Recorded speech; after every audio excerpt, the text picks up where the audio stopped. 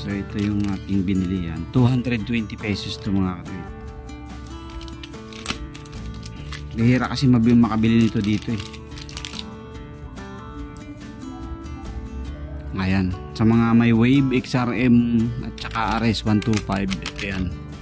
So baka yung cambio nyo medyo matigas na pumasok. Medyo delay. Ayan. So ito yun.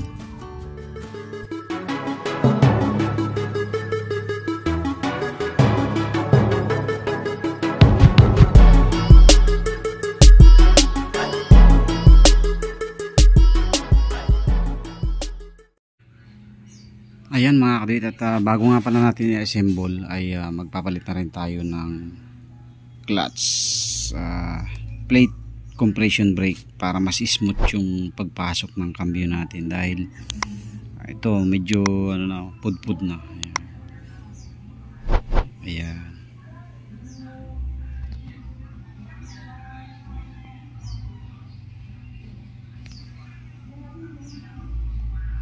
Pudpud na siya.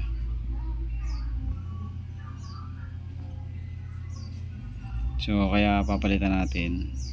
May binili tayong bago para mapalitan natin. Ayun. So ito kasi yung nagpapa-smooth sa pagpasok ng ating cambio. Kaya papalitan natin. So yan yung nagbe-brake para pumasok ng mabilis yung cambio natin. Okay. So ito nga pala yung in-order natin. Galing pa to ng Indonesia, layo. Hindi ko napansin yung seller. Overseas pala. Kaya 1 week ako naghintay. So ito yung ating binili yan. 220 pesos to mga katuwid. Bihira kasi makabili nito dito eh. Mayroong mga local seller. Manila yan. So check nyo lang yung ano, yung location.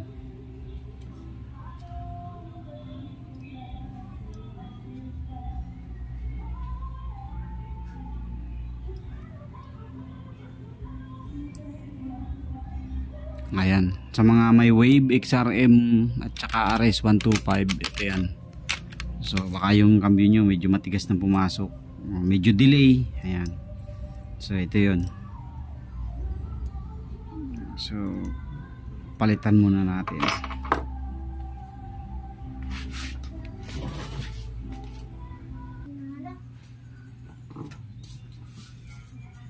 So tanggalin lang natin to lock.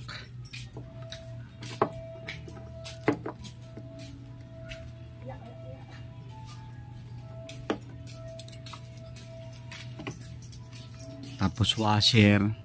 Ayan. Pwede nyo nang hugutin. Itong ano, huwag nyo nang alisin. Ayan. Yung spring sundutin nyo na lang mamaya. Ayan. Para hindi na mahirap. Ayan. So huwag nyo nang alisin yung spring na yan para mabilis. Ayan. Tapos pasok nyo lang siya doon.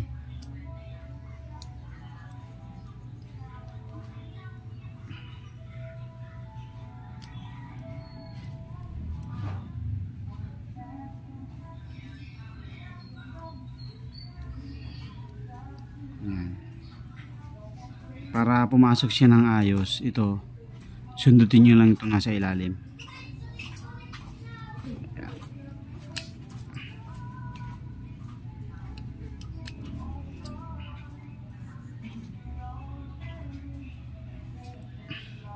Ito.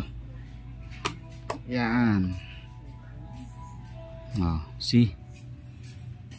Ano lang kasimple, hindi nyo na kailangan baklasin lahat. Tapos balik natin yung washer at itong lock.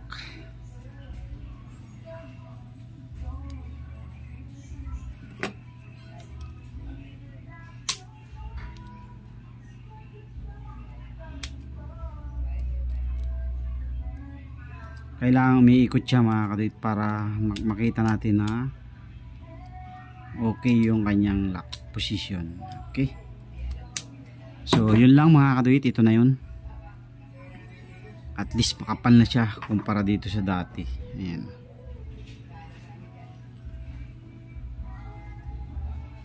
Okay, kakabitan natin para mabuo na natin to at may sampa na sa chassis.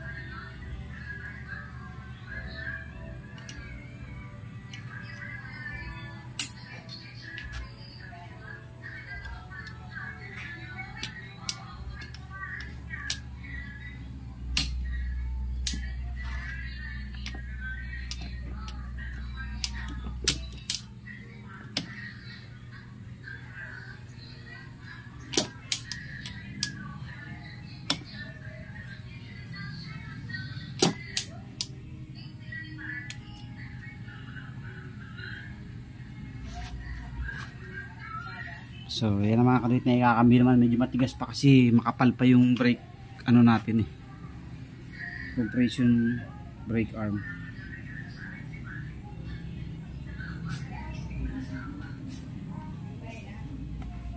So meron naman play yan, ayan. Okay.